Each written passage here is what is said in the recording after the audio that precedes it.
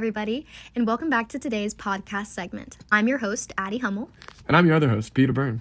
Today, we're going to be discussing the use of the People's Receiver radio in Nazi Germany to maintain Nazi power and create a culture of Volksgemeinschaft, or a community of the people. Did you know that Addie is actually German? That's true. My last name means bumblebee in German. The Volksgemeinschaft was a radio created by Joseph Goebbels, the Minister of Propaganda for the Nazi regime. In English, it's called the People's Receiver. We will use these terms interchangeably throughout this episode. It was essentially a really cheap radio that the Nazis used to spread Nazi propaganda. Because it was easily accessible, by 1941, nearly two-thirds of German households owned a Volksempfänger, and Goebbels had succeeded in giving Hitler a direct connection into people's homes via the airwaves, as pointed out by Alison March in her article Inside the Third Reich's Radio. The development of large radio towers in Germany also allowed for Germans in more rural areas to listen to broadcasts. The United States Holocaust Memorial Museum also has an informational article about the People's Receiver and how it spreads propaganda. For example, its name. The radio's name, Volksempfänger 301, was propaganda itself, as it referred to the day that Hitler became Chancellor, January 30th. This feature allowed the German people to recognize Hitler as the provider for their radio broadcasts. The Volksempfänger hoped to bring people up to date and therefore bring people closer together. Goebbels planned to distribute the Volksempfänger to the masses in order to spread Nazi ideology and grow Nazi support. Further implementing the idea of getting rid of all outside communication and information, listening to foreign broadcasts was made illegal in 1939. There were also many different books that were banned that did not promote Nazi ideologies. Let's hear an ad from the Bitter Book List where they discuss banned books. Hello, great German citizens. We here at the Bitter Book List bring you lists of books that are extremely damaging to German society. With these books banned, you never have to worry about your friends and family being exposed to horrible topics discussed and Semitic views pushed onto you. Check your propaganda paper weekly for the newest list of banned books so you can be sure to avoid them at all costs. Next up, we will have an interview with Joseph Goebbels. In this interview, he discusses points that he made in his speech, The Radio is the Eighth Grade Power, in 1933.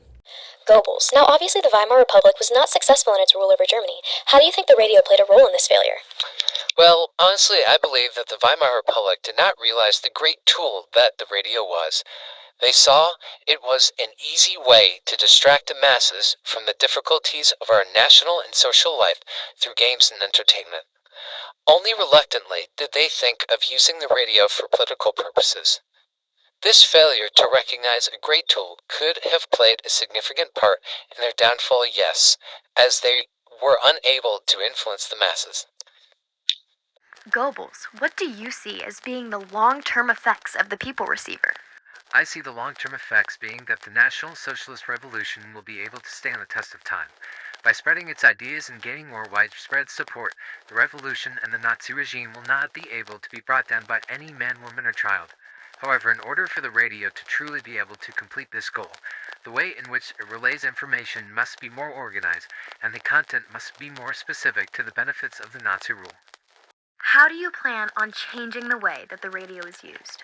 Well, listen, the way the radios were previously used was way too organized. The more intense internal structures there are, the harder it is to uncover incapabilities and incompetence of the people working in the German radio system. The People Receiver will eliminate excessive organization as quickly as possible, replacing it with Spartan simplicity and economy. We will also systematically increase productivity in all areas. We will bring to the microphone the best spiritual elements of the nation, making the radio into the most multifaceted, flexible means of expressing the wishes, needs, longings, and hopes of our age. Why should people purchase this radio? There are so many benefits to having this radio.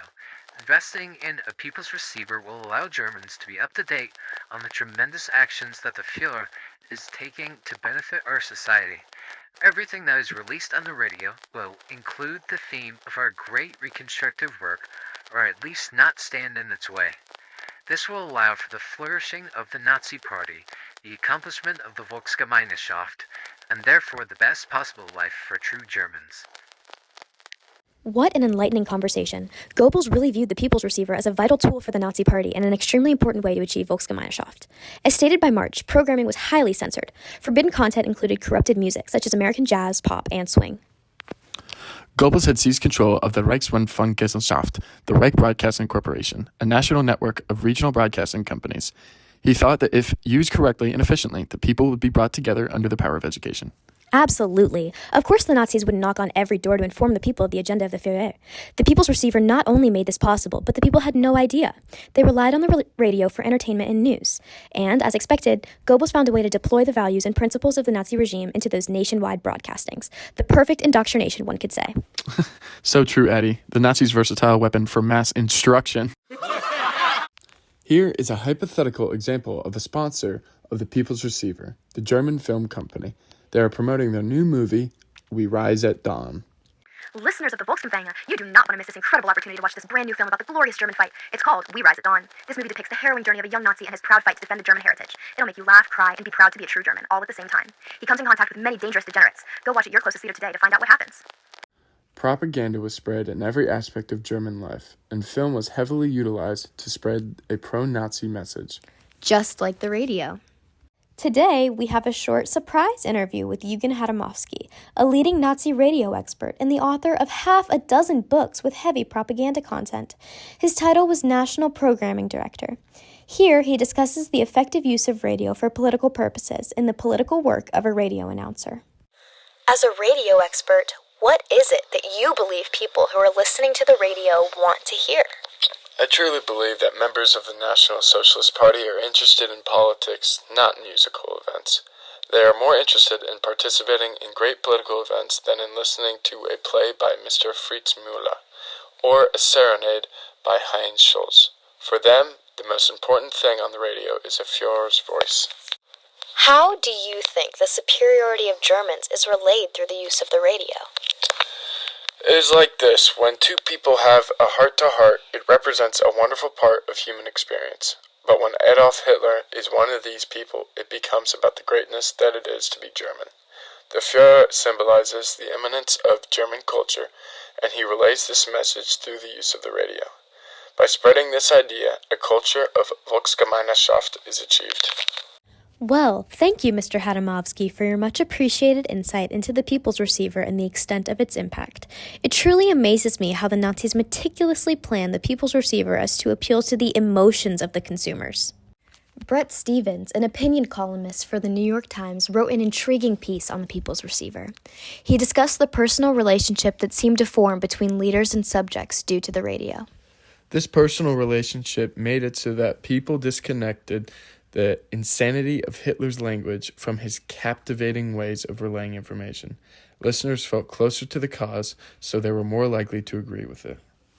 Stephen goes on to say that the radio concentrated political fury and spread it to German citizens, creating a culture that was against the so-called rodents, insects, and garbage that were the Jewish people, while strengthening Volksgemeinschaft.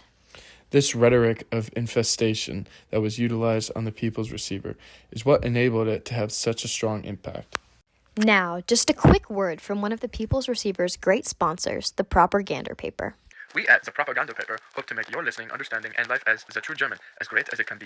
We spread the truth about the goings-on in Nazi Germany and the information about the deplorable degenerates that may be living in your towns and cities. Also, we make sure in every issue that we include the most recent banned books and program timing for the People's Receiver. Don't forget to buy your Propaganda Paper this Saturday. It's interesting that the Propaganda Paper was sold on Saturdays, the one day that Jews were unable to purchase goods.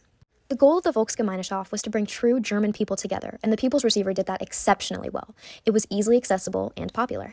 Not only did the radio spread Nazi propaganda to thousands of Germans, it also made listening to foreign broadcasts on the radio punishable by fines, imprisonment, and even death.